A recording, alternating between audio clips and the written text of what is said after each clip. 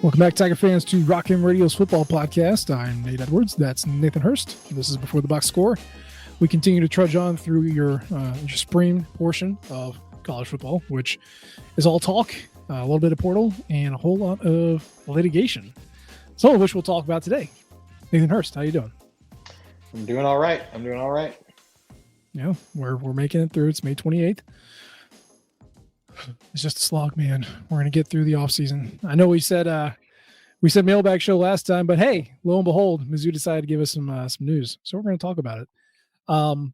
Let's start with the coaching side, because this one was a little bit of a surprise. And Al Davis, the defensive line coach, like if you think of the org chart, you had David Blackwell as the inside defensive line, you had Brian Early as the outside defensive line, the edge rushers, and then Al Davis was kind of managing both of those. He's gone. He resigned. He cited personal family matters that he was attending to. And because it's been a while, it's been at least a week, I'm pretty sure, and nothing has come out, makes you really think that there is something going on that's personal and not really newsworthy or worthy for the public to consume. So sucks to hear for him, sucks to hear for the team, but mostly for him. What was your first reaction when you heard the news, Nathan Hurst? First, it was, hope everything's all right with his family, with him, health-wise. Hope everything's going well. Hopefully, he can figure out what's, solve whatever problem he's dealing with, and get back to coaching as soon as he possibly can. It's a big bummer for Mizzou. He's a very good defensive line coach. He really made a big difference when he stepped into the full-time role back in 2021. I don't know if you remember. I'm sure you do. I'm sure our listeners do. How horrible the not just the defensive line, but really the entire defense was the first half of the year in 2021, and they, to the point where they fired the defensive line coach and replaced him with Al Davis. Suddenly, it got better. Now, was it perfect in 2021? No, but there was marked improvement. Just about the same time that they moved on from, I believe it was Jethro Franklin at the time, to Al Davis. There was an improvement, and it seems like since then the defensive line has been good to not, if not good, very good under his rule, and that's going to be a loss. He seemed like a good recruiter. It seemed like we lost a good commitment because he left. And if not directly because, I'm sure it played a big role in losing Anthony Kennedy, who was a four-star defensive lineman who had decommitted shortly after the resignation was announced. So that's a bummer as well. But he's a good recruiter, good developer of talent, and it's going to be a loss. Yeah, I mean, it's one of those things where like there's certain position coaches where you don't really think about the guy all that much. Maybe the quarterback coach. Maybe like Missouri fans know the running back coach just because there's been a string of excellent running backs who've gotten into the NFL, and his name is Curtis Looper, and he rules. But you think about like your cornerbacks coach or like just general defensive backs coaches. Sometimes if your defensive line coach isn't all that great, we all knew Craig Kuligowski growing up, but that's because he was the man. You just get these coaches that you sometimes forget about or you don't think about too much. Linebackers, a lot of times you don't know that one. Whether you did or you didn't, you should know Al Davis. Yeah, he was very good, and he was just an analyst. He had been working his way up the coaching ranks. He certainly wasn't just some guy they pulled off the street. But his responsibilities were mostly, I'll say with a wink and a nod, mostly cutting tape and scouting for future opponents. And he steps in, and the defensive line figures it out with him. And I will tell you at the time, and I'll tell you now, that I believe that Steve Wilkes and Jethro Franklin were excellent coaches. I just think that they were better as NFL guys who did not have to teach as much. It was more scheme. It was more strategy. It was more tactics. I don't really think they had the teaching hat that they could put on very easily, or maybe they weren't as effective communicators as other college coaches were, because boy, Al Davis knew it and he could communicate it and he could figure it out. So like you think about Al Davis's reign, you have Isaiah McGuire. You have Darius Robinson. You got Johnny Walker Jr. You got Jaden Jernigan. You got Reelus George. You got Josh Landry, Christian Williams, Chris McClellan now. And really, for all those wins, salvaging the 2021 defense was probably his greatest achievement. And he took it from total shit to, yeah, like you said, fine. Just fine. But it was such a marked improvement it was so noticeable that I don't know if you remember this. Steve Wilkes was going to come back for a second year. He didn't get fired. He was going to come back for a second year as Missouri's defensive coach or coordinator. Now, they had to bring in a safeties coach named Blake Baker, and then Steve Wilkes took the Carolina Panthers job. And that's when Blake got promoted to the DC chair. But it was not going to happen that way. He was just going to be a safeties coach.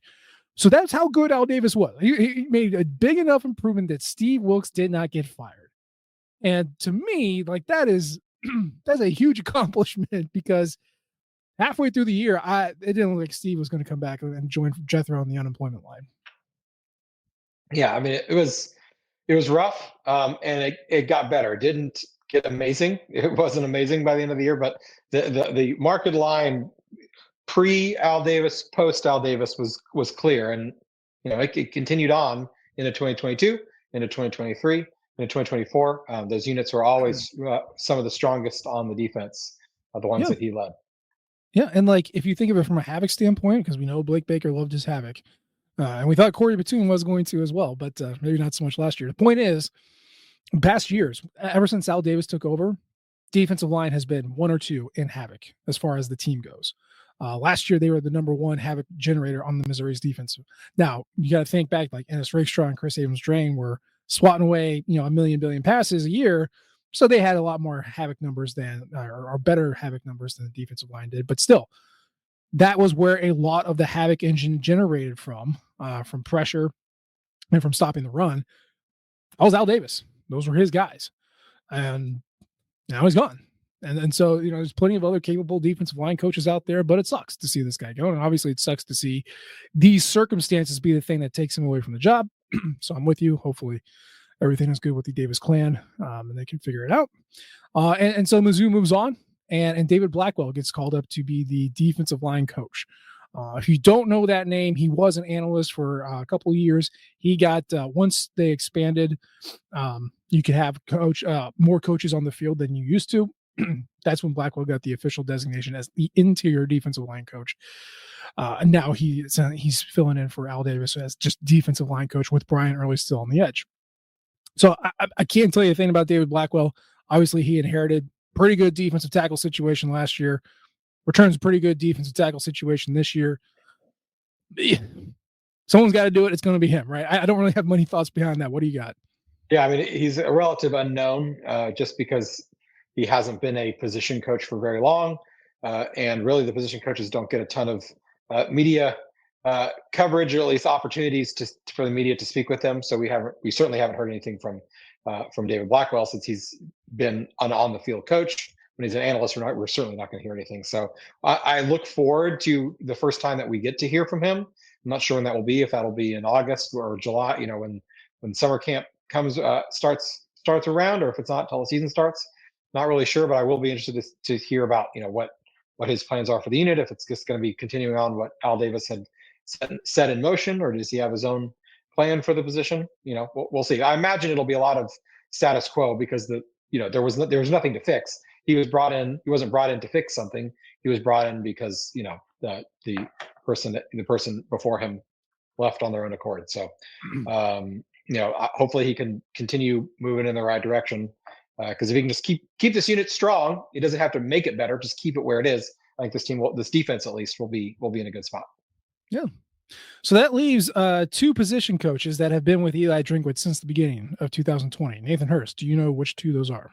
It'd be Curtis Looper, number 1, and number 2. Oh goodness, is it Brandon Jones? Or is not Brandon Jones? No. Because he came in 2 years ago. Yeah, I guess you're right. You're right. It's not. I don't know. He has not been very impressive. I'll put it that way. Who is it? Eric Link. Eric Special Link, teams coordinator, tight ends coach. Yes. What do you say you do here? Of the. He coaches football. Probably is better at it than we are. But we have not been blown away by Missouri special teams and or tight ends. Tight end production. Consistently. But those are the two that have stuck with him since the beginning. And of course, of those two, I like Curtis Looper a lot, and I appreciate Eric Link's offerings for what he does on the staff. But just as a quick rundown of where we are from the coaching roster, obviously the head man is still Eli Drinkwitz. The offensive coordinator is Kirby Moore for the third consecutive year. Corey Batoon is still at DC for the second consecutive year. Eric Link as special teams coordinator. Quarterbacks coach, Sean Gleason. Do you remember that? The old Oklahoma State offensive coordinator, super smart guy. I don't know how much input he has on game plans, but I like him a lot. Curtis Looper at running backs. Wide receivers is the man, Jacob Peeler, our man with the bag. Durham Cato is currently the tight ends coach, at least in name anyway. Brandon Jones, as you've mentioned, offensive line. Defensive line is now David Blackwell. On the edge, you have Brian Early, who will be in his second year as the edge coach. And then for the first time in a long time, linebackers coach, new guy, Derek Nicholson, is going to be heading up that position group. And then you round that out with Al Pogue at cornerbacks, and then Jake Yoro as safeties coach. So now you can, if you didn't know any of those guys, now you do. I'm sure there's going to be more movement after this year, but at least you got some names to put to it. Can I say I'm surprised Kirby Moore's still here? I thought he was going to go join his brother, and then that kind of fizzled out to nothing. Do people still like him? We'll see. I mean, this is a big year for him, for sure. I'm not shocked that he didn't go with his brother, because his brother's already going to call plays. Presumably, that's what he did to get himself the head coaching job in the first place. And even if he did get the offensive coordinator job, it'd be in name only. And I have to think he would much rather, keep calling plays as opposed to have to be an in name only offensive coordinator, even if it is at the NFL level, when everyone knows that you're not the one really, doing the heavy lifting. So not shocked, and it wouldn't make sense for him to go from an SEC offensive coordinator to a quarterbacks coach, even if it is at the NFL level. That's a little, not even really a lateral move for him. So if he has a great year, maybe he does move up. But if he doesn't have a great year, maybe he moves in the opposite direction. We'll have to see. Okay, let's play a game. Because it's May and we can say anything and it doesn't matter because we're all going to forget it by the time fall rolls around. Is it more likely that Kirby Moore is hired away at the conclusion of the 2025 season or fired at the conclusion of the 2025 season? I'm going to say fired. I don't think he'll be fired, but I think it's more likely. At this point, the only opportunity for him to get hired away would be if he ends up going to the Saints with his brother. And we talked about why that, probably isn't the more likely thing to do, or B, if he gets hired as a head coach somewhere. And so he'd have to have a really good season for that to happen. If let's say a MAC school, a G5 school wants to get the next hot thing as their head coach. And even then that might be unlikely, because you're not seeing a whole lot of ICC offensive coordinators to G5 school head coaches these days. A lot of times it's the opposite direction, just based on the amount of money that they make. And so I'm gonna go with the first one there. I hope that's not the case. I hope he's the offensive coordinator next year, because that means he had a good year. We'll have to see. Yeah, I mean, other than it's always safer to assume someone's going to get fired. I agree. I do think he's more likely to be fired, because I think this offense is going to stink. I've said it before. I'll say it again. There's just way too many new pieces. I know that there's a lot of skill sets that translate over really well. And I think this offense is going to be really good next year when everybody's had a season to, kind of acclimate. But we're going to be relying on a lot of first year guys to step up and be those guys. And it's portal guys too, not just like backups, or at least it's projected to be portal guys. Maybe some younger guys surprise us, but we've seen time and time again across the country, portal players in year one are not very good, or they have not.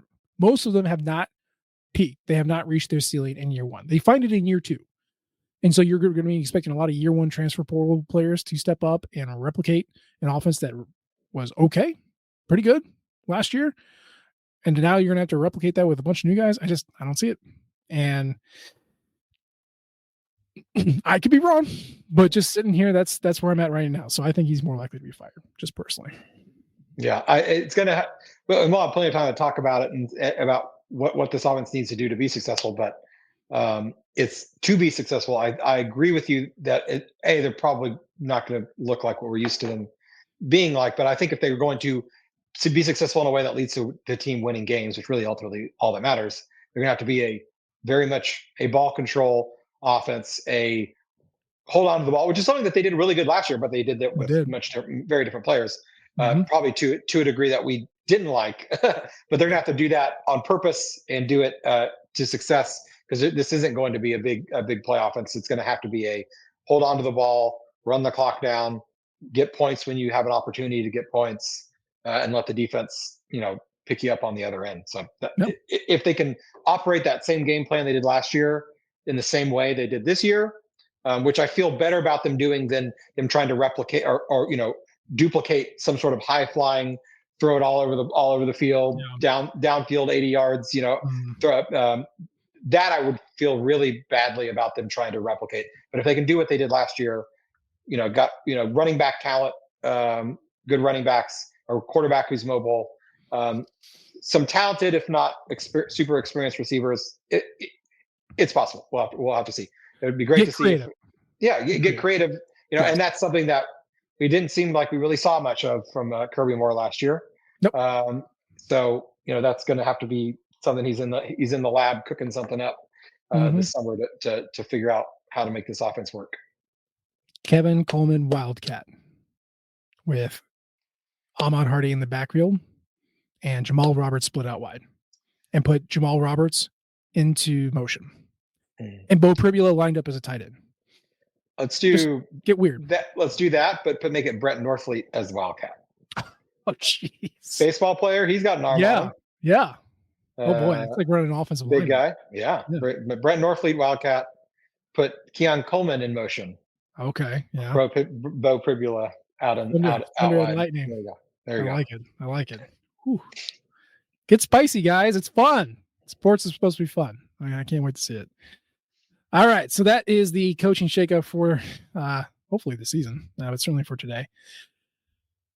Let's talk about high school recruiting. And I'm not going to avoid the elephant in the room. It is not beyond me that we took a couple of weeks to talk about Missouri's acquisitions through the high school recruiting, and then promptly the next day they left. I'm aware. We're both aware. But it's very funny. That's just how life works, baby. It's also what happens when a coach leaves. So, whatever. But yeah, we had Mr. Timms and Mr. Kennedy, who were previously verbally committed to Missouri, and they backed off those verbal pledges. And it was the day after we talked about them. But hey, fear not. Number one, Missouri got somebody, and you previewed him today. You dove into his huddle film, I'm assuming. Tell us a little bit more about the SLU Billiken that we just picked up. Yeah, so Keenan Harris is his name. Very athletic, talented kid. First Missouri in-state commit of the season, or of this recruiting cycle, and really at this point he's only one of two. Gavin Sidwar is still with us, quarterback from Pennsylvania. Really talented kid, very exciting. To be honest, so we talked last time about DeMonte Timms a little bit. The Florida safety star, kind of saw him fitting in as a star position. To be honest, this kind of looks a lot like a 1-for-1 trade, where perhaps Timms got a little birdie in his ear that we were going to get Keenan Harris, and maybe said, "Ooh, he might be a little more competition for the same spot that I would. Maybe I need to look elsewhere." And to be honest, I think I'm happy with that trade. They seem to play very similar positions in high school. I think Harris plays a little more linebacker. He kind of is. I think he's listed as a linebacker / safety. I don't really see him as a linebacker because I don't know if he has the size to play that in the SEC. But he definitely is. It would be an outstanding star position. The dude messes ish up for the other team. If you're in the offense and you have this guy on the other side, you're just waiting for him to do something crazy and blow your play up.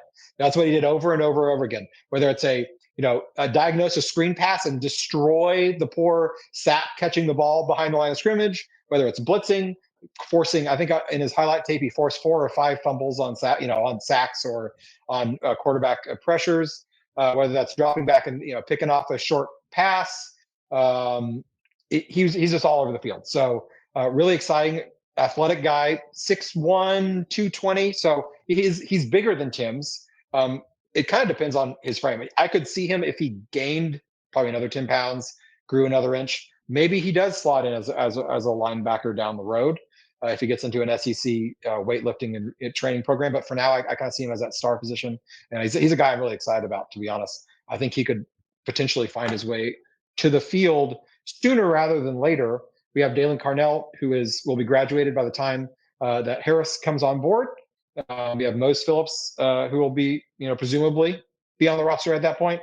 But he's not necessarily a lock for that starting job. I think Harris could really give him a run for his money to win that starting job. And even if Phillips wins it, I think Harris could see the field his freshman year. No, I mean, what's not to like here? Local guy, blue chipper, plays a style ball that's fun and fits kind of what Missouri likes to do. Sign me up. Sign me up. Yeah, absolutely. Yeah. Like that's yeah, that's awesome. Yeah, I'm really excited about him too. No, I like Tim's. I like DeMonte Timms. I like Keenan Harris too. Mm-hmm. It's fun. Yeah. If I had to pick, I'll take Harris. I would take them both. I'd be happy to have them both. DeMonte, if you want to come back to the fold, we'll happy to have you. But if you force me to pick one, I think Harris is, of the two, I think Harris is the guy with the higher ceiling for sure. Yeah, for sure. And I don't I like that. I'll say certainly Missouri fan, at least the Missouri fans that I have seen, have been pretty level-headed about high school recruiting. And I know we talked a little bit about this in the last show, but like seriously, it's refreshing because it used to be you live and die on every single commitment. And you would have just the maximum angst anytime a player didn't select your school. Well, that was because that was your one shot of getting him. Really not until 2010 with Jeremiah Mazzoli, but certainly a little bit after that. Even then, like you'd have to hope that they're a graduate transfer and they have to sit out a year, or like it's just there's no chance. And now you have multiple cracks at a guy, which like I said, if you don't get him out of high school, get him out of the portal because it's going to happen. Yeah, and so seeing kind of the hackles raised when two guys decommitted. That was the first time I kind of saw a little, I don't want to use the P word, but yeah, a little bit of panic, even if it is May. And I think it was just simply because Missouri had 3 and then they had 1. And just the optics were bad. There's no amount of, we'll get him in the portal that, removes the stain of it's almost June. We have 1 guy. So I think that's fair, but like, it's just high school recruiting is always going to be important. Okay. The teams that were in the semifinals this year, like they're all blue chip level recruiters. Like 50% of their roster are blue chips. Okay. That's just how it works. But if you don't get that, then, you have to be smart in the portal. And I think Eli Drinkwitz has been good at that. There's other coaches that are good at it, but he's ours and we talk about him. And he's going to value production over potential. He said it in front of a microphone. He's seen it with his actions when he let Williams Nwaneri go, when he let some other guys go, some other younger guys. I mean, remember, all the guys who left in December were redshirt freshmen or rising redshirt freshmen.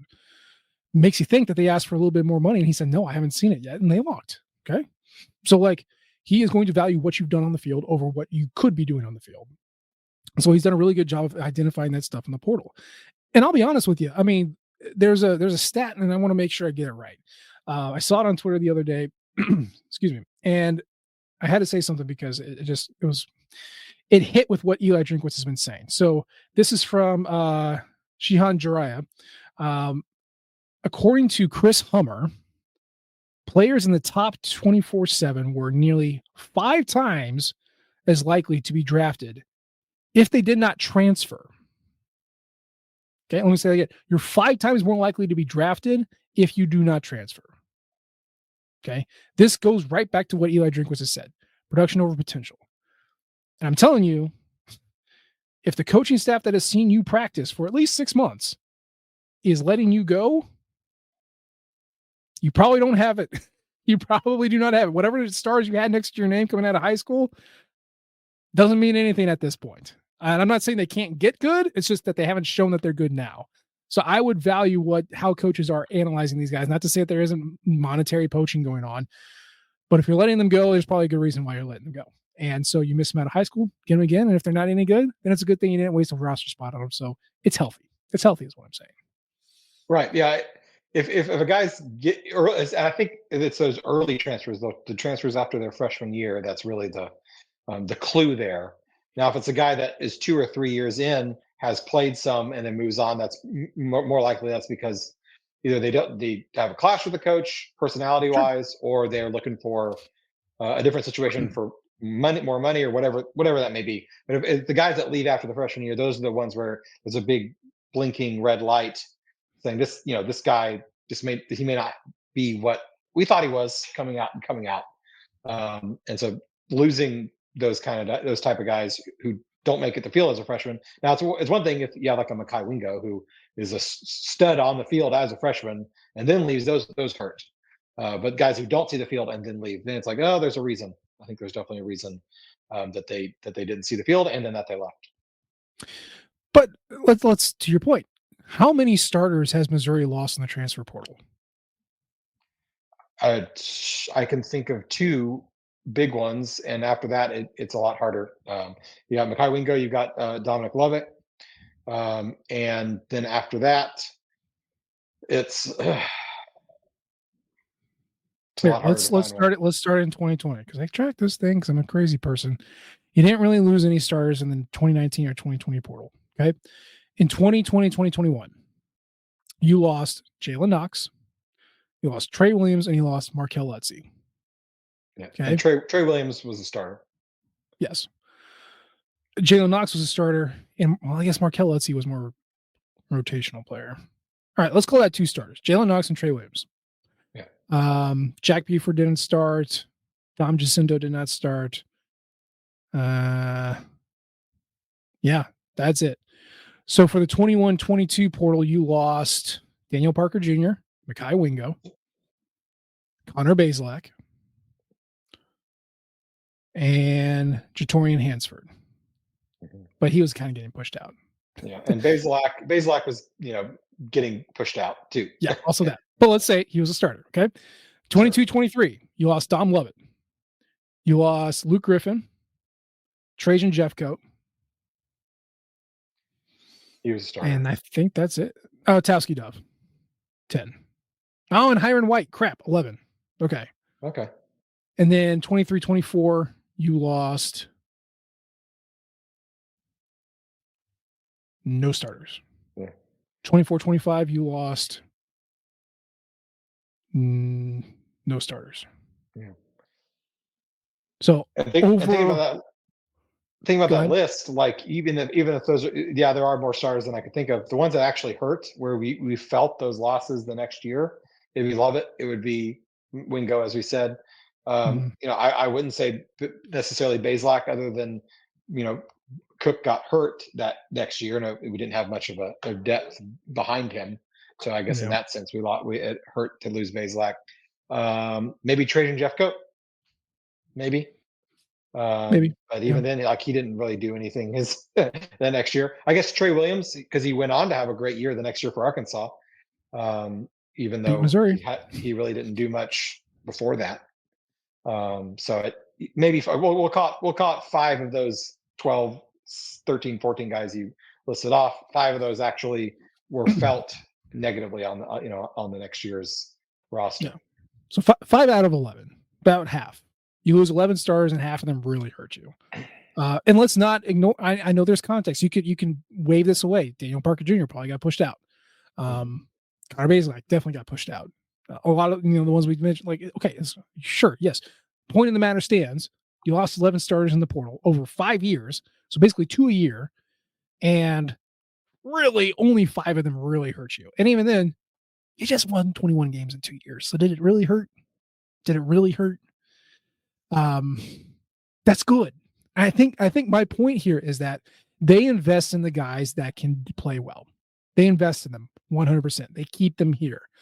Obviously, they lost a bidding war with Dom Lovett, and they had a Luther Burden at home already. So, like, yeah, you're fine. Okay.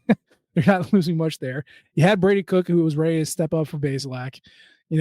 DPJ, it's nice to have an experienced tight end, but really haven't been using tight ends a whole lot in the Missouri offense, especially when Drinkwitz was calling plays. So yeah, it's really good. And I think it just shows that this staff knows who they want, knows who can contribute positively, and keeps them.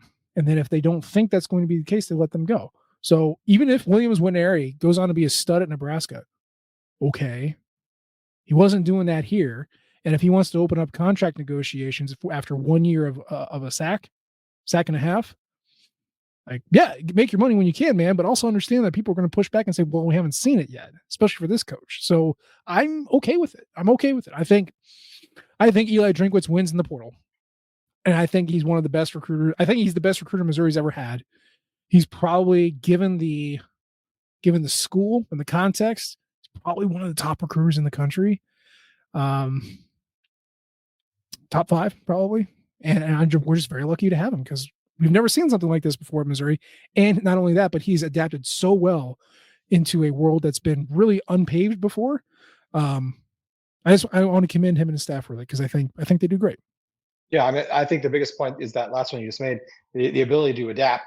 He came in and showed he had the acumen to bring in 4-star guys pretty early on in his tenure. But as soon as the NIL became a thing, the transfer portal became a thing, and it was clear that the tides were changing and shifting in terms of where it's important to invest resources in.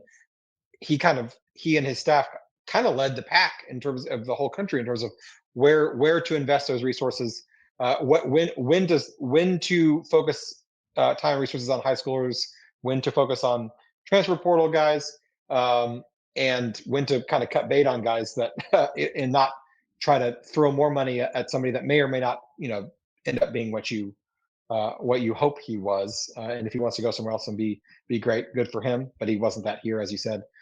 So yeah, the ability to adapt, to change, to see where things are going, and kind of lead that pack and be even on ahead of the game in a lot of ways. I think that was the case more in 2022, 2023. But teams have had to catch up, and they are, and now it's where we find the next angle. And it seems like the production over potential mantra that he's been kind of preaching the last 6 months or so, that seems to be the next edge that he's grabbing onto. Yeah, for sure. So good job, Eli. Okay, let's wrap this up with playoff, because that's how we wrapped it up last time too. But they just keep changing stuff. They keep talking about stuff. I can't wait for when changes are going to stop. I don't know if they ever will, but I just give us 5 years of status quo. That's all I'm asking for. Just so I know what it's like. World with no COVID seniors, a world where we have established what the transfer number is, when the portal is going to be, what the playoffs going to be. Just give me 5 years of it so I can understand what it is and appreciate it. But that's beside the point. We're talking playoff again, because after the ludicrous release from a couple of weeks ago, when they're talking about the Big Ten and the SEC having 4 auto bids each, no matter what, we're now kind of in a more logical, more gamesmanshipy, more reasonable discussion about what this playoff can be. Currently, we're calling this, what are we calling this? The 5+11 model. And Greg Sankey talked about this in Dustin, if I remember correctly. Basically, it's saying, you've got a 16-team playoff. Okay. It's going to include the 5 highest-ranked conference champions, and then 11 at-large bids that sprinkle in from there. Oh my God, a reasonable request. This seems like a very normal playoff. I know we can't just stop it there. We can't rubber stamp it, but Hurst, what are your thoughts on this? Yeah, I mean, that's the most obvious one from the beginning. Yeah. The 4 Power 4 conference champions, the highest ranked G5 champion, then let the rest of the chips fall where they may. That's the most equitable, the most merit-based, I think. Earn your way in. And now you get into quibbling about details about how many conference games each conference needs to have and all that stuff to make all the schedules as equitable. They're never going to be equitable, because that's just the way college football is and has always been, and that's fine. But this is the best possible way to do it. Will it end up being that way?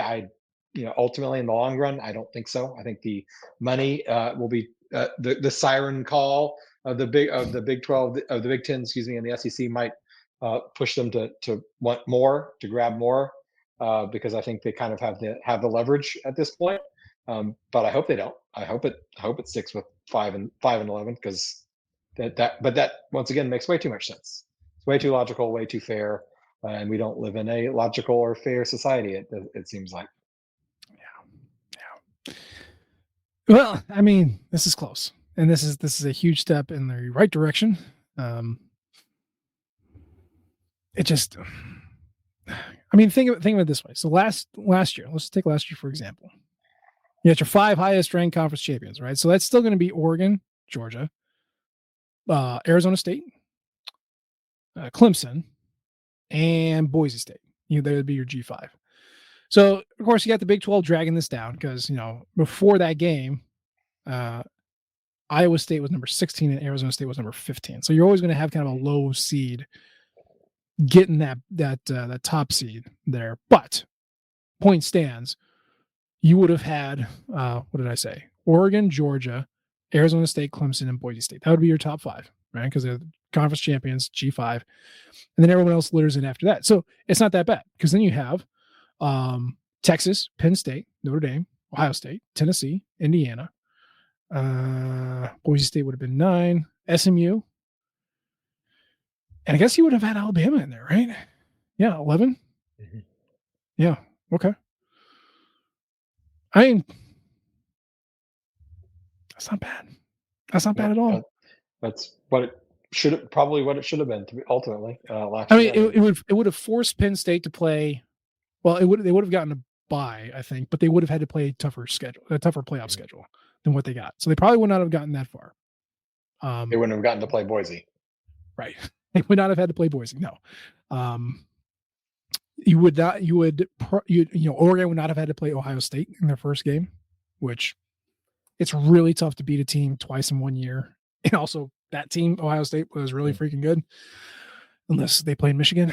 So yeah, I mean that Oregon was not rewarded for their season, right? Because they had to play a super hot Ohio State that had just basically taken a victory lap the week before. So this makes a lot more sense. More equitable rewards, conference championships still, which is important, but it also gets everybody else in who should be getting in. You got the rest of the season to get into the top, 11th seeds that are going to be taken. And yeah, you're going to have some upsets just like you do in the basketball tournament, where a lower seed like beats the top seed and then steals that spot. And then do they get in? Do they get out? All that fun discussion. But like, it's too good. That's too good. Like you said, it makes too much sense, so it's not going to be taken. But they're just going to keep messing with the guys. Just stop. Just stop. This makes a lot of sense. You don't need to discuss it any further and make it happen. And I'm very excited about that. I guess what would this be your ideal? Like if you had to create a playoff in your mind, just think about all the playoffs that you know. How would you construct your X seed playoff? Would it be 16? Would it be 14, 12, 8? What's your ideal playoff? And then how do you reward top seeds? It would be 16. I think that's the number. I wouldn't go any bigger than that because then you start talking about the number of games. It gets ridiculous. 16 is fine. That way you don't have to do buys or any of that stuff. 16 teams, 5 champions, 11 at large. Home games, the first 2 rounds, the higher seed gets a home game the first 2 rounds. I would also reseed it after the first round. That way you're not it always is giving the higher seed that second home game. And you're not, if let's say a 15 seed beats a 2 seed and then the 7 seed, or then like the 7 seed beats the 10 seed or whatever, that the 7 doesn't get to play the 15. That 1 seed who just beat the 16, they would then get to be play the 15 seed. You just re-rank them, if that makes sense. So whoever's the 15 would be the the worst seeded team. They would then play the highest seeded team left in the tournament. And now that's something a hill I'm not necessarily willing to die on, but that's how I would do it, where it gets reseeded at least for the first 2 rounds. That way, the higher seeded, the top seeded team is always going to be assured a home game, as opposed to let's say the 4 seed has to go on the road, or the 5 seed has to go on the road at the 4 seed. But if they reseeded it, they would get to play, instead of playing at the 4 seed, they would get to play at home against the 13 seed or whatever. And then the 4 seed wouldn't have to play the 5 seed; they'd play the next lower team, the 14 seed or whatever that may be. It just shifts the whole thing. The whole thing down. So that's how I would do it in my perfect world. Once again, I'm fine with keeping it the same too. What playoffs reseed? Do they all do it? I think NHL reseeds. Huh. I want to say that they do, but beyond that, it's not. It's certainly no college tournaments. Yeah. In any of the sports, they don't do that. I think. Well, the NFL does. The NFL reseeds too. Oh, they do? Yeah. Based on who wins that first round. It's only that after the first round that they do it. That way the 1 seed who gets the bye always is going to be playing the lowest possible seed of who's left. Interesting. I don't know. Well, I don't know. But that'd be fun. It'd be fun. It'd be different. I'm also, I'd be willing to give that up if it gave us the straight 1 through 16, 11 at larges. That's the big thing here.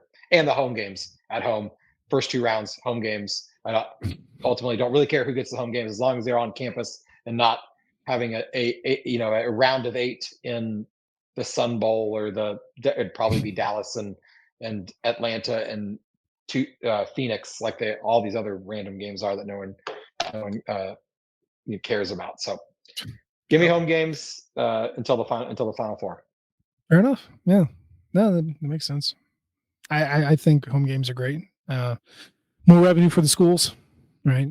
Filling up an empty NFL stadium, which again gets full, but it's just vacuous. It's not the college feel. You want to get that college feel. You want to get the crazy college students who've been tailgating since 8 a.m, coming in at 9 at night and being just drunk jerks and craziness, and the energy around a game like that. Just that's what makes one of the many things that makes college football great, and we need more of that. Right, and stripping that out for a sterile environment, in 1,000 miles from either campus just isn't it. That's not it. No, that's not. I agree. Good. All right. Hey, so we figured it out. Just stop right there. Make it happen. I'm with you. I like 16. I think it's great. Never thought about the reseeding thing. I see the benefit. Also confusing. I don't understand it. So whatever.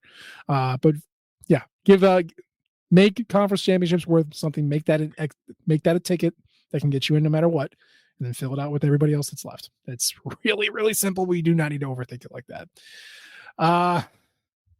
Boy, that's it. That's all we got. Nathan Hurst, anything else you want to share with the people before we get out of here? We hope that this time of year is quiet on the football front, minus recruiting victories. It wasn't necessarily the most quiet in the last 2 weeks with the coaching changes and the playoff changes, which sounds like we're going to continue to have discussions about, not just in the SEC but across the country. I would like it to be in the next 2 weeks. I want it to be a Q&A episode, because that means that not much will have happened and we don't have to have more to talk about. So as much as I appreciate news items to discuss, it's the time of year that Mizzou football can just take a nap. Just be sleep. Take a nap. Maybe we can get 2 more commitments from high school recruits and nothing else. Just there you silence. Go. No, I'm on board with that. But yeah, that's the show for today. As always, we appreciate the downloads and the subscriptions. You can leave a comment or rate us. We love all types of feedback from you all. You can follow us on Twitter at Matt and H.E. Edwards. He's at Burst to Hurst. And of course, you can follow the Rock M flagship at Rock M Nation and our podcasting outlet at Rock M Radio. And if you're messing around with Blue Sky, we are too. We appreciate you tuning in this time. We'll try to do better next time. And until then, NYZ. ZOU. Thank you, everyone, for tuning into Rock M Radio, a proud partner of Fans First Sports Network. Rock M Radio is the official podcast network of Rock M Plus, a new and exciting subscription service provided by me and the other voices of Rock M Radio. Please take a few moments to head over to rockm.plus and sign up for an account today. The cost is only $5 a month, and the benefits include access to our live podcast, a subscriber-only message board, weekly newsletters, and more. If you enjoyed this episode of Rock M Radio and would like to see more just like it beamed directly into your personal device, Make sure to click the subscribe button below and tell your friends. Our podcast feed is available through the Apple Podcast app for iPhone, Google Podcast app for Android, whatever app you listen to your podcast. You can also find Rock M Radio on Spotify. If you're looking for a podcast about your favorite team that is not Missouri Tigers, Fan First Sports Network is your answer. A full podcast network loaded with the team-specific podcasts covering Major League Baseball, the NFL, NHL, NBA, MLS, and more. We'll be back with more episodes of Rock M Radio coming to you soon.